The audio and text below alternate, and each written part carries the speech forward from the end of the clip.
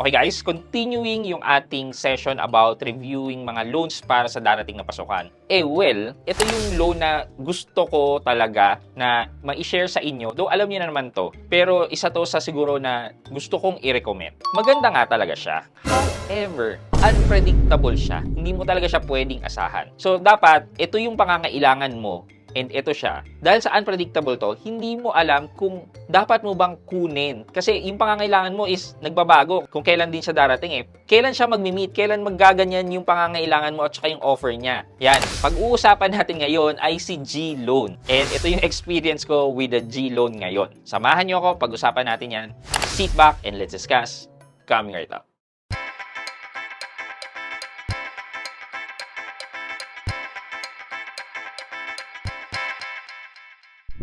Hi guys, this is Pat and you're in Pat Quintos Review TV. So if you're new to my channel, I do reviews about personal finance na meron akong experience or meron na akong knowledge na ginawa ko na yun ng videos and playlists na makita nyo dito sa taas. At kung bago kayo dito sa channel ko, you may want to consider subscribing to my channel.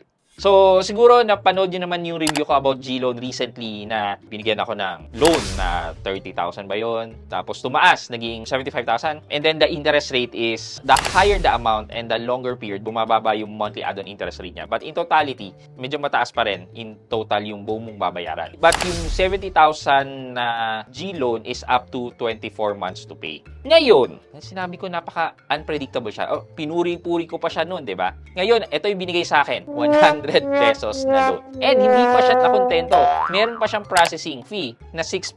O magkano na lang ibibigay niyo sa akin? Babawasan niyo pa, di ba? Nangyari yan because yung offer daw na binibigay sa atin is dependent on how we are using our GCash account. How we cash in, how we send money, how we use it to pay bills, how we save. Binubuo daw niya ang ating credit score. But, kahit mataas ang G-credit score, ganyan pa rin ang binibigay na loan. So, hindi natin alam kung papaniwalaan ba natin siya o hindi. Pero, yun nga, it's unpredictable. The offer is unpredictable. But, if you can check naman ang aking G-Gives, nandyan pa rin naman siya. So, alam mo yon, kung sabihin mo na nakatanggap ka ng 75,000 na offer. Ay, may magagamit na ako sa pang-enroll ng anak ko. Tapos maya-maya mag-enroll ka na, wala, 100 pesos. So, anong gagawin mo? 'Di ba? Yun yung sinasabi ko na ito yung pangangailangan mo, hindi mo pa kailangan, dapat mag-meet sila. Pag nag-meet sila, yun, good deal yun. Kasi offer sa'yo and then pangangailangan mo, dun ka lang hihiram. Hindi yung, ito yung offer sa'yo, hindi mo pa kailangan,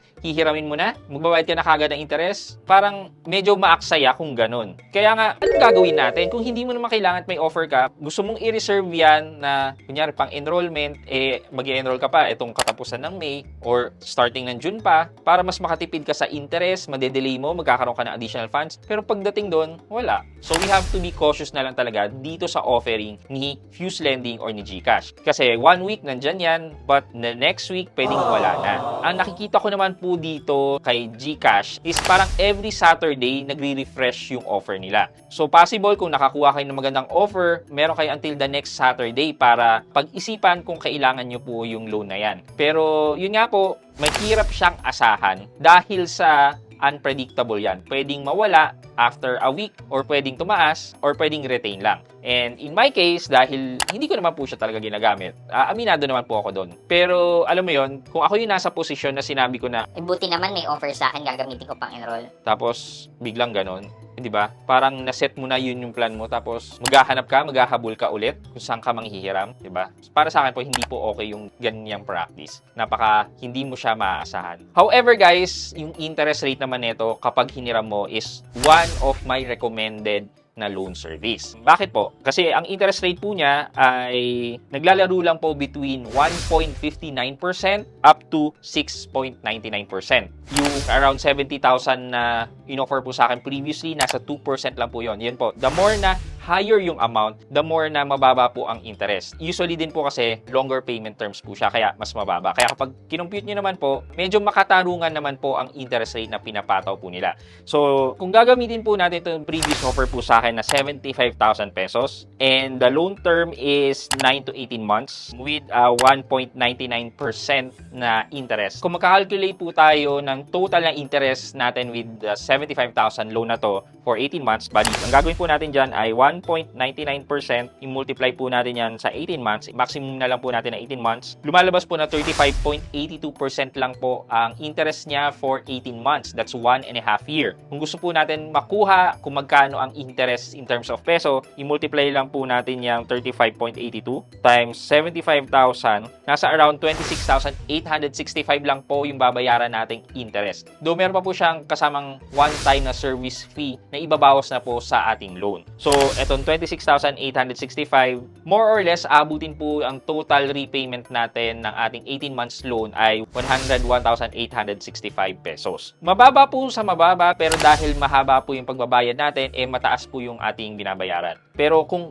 i-compare lang po natin to sa ibang mga lending service, sa tingin ko po talaga si GLoan ang isa sa may pinaka-competitive na lending service na ino-offer po. However, yun nga lang po, hindi po talaga natin siya maaasahan kung kailan talaga tayo nangangailangan. Sa tingin ko po, pag kailangan nyo at nagkaroon po kayo ng offer, ay napakaswerte nyo na. Kasi ang hirap po talaga mag-meet ng offer na yan sa pangangailangan. Siguro po, meron po dyan sa inyo na hindi pa po kailangan, kukunin na para mag-grab yung offer na to ni GLoan. Which is, maobliga na po kayong magbayad ng maaga kahit na hindi nyo pa naman ginagamit or kailangan. Okay, for our question of the day po. Ngayon na alam nyo yung ganyan na sistema ni GLoan at meron kayong future na pangangailangan. Sa tingin nyo po ba pag na-offeran po kayo ng amount na malaki, igagrab nyo na at magsisimula na kayo magbayad agad o susubukan nyo maghintay at gumawa na lang ng additional plan just in case na biglang mawala si GLoan? Ayan, let me know sa comment section sa baba at may chance kayo manalo ng 1,000 pesos sa ating weekly GCash giveaway.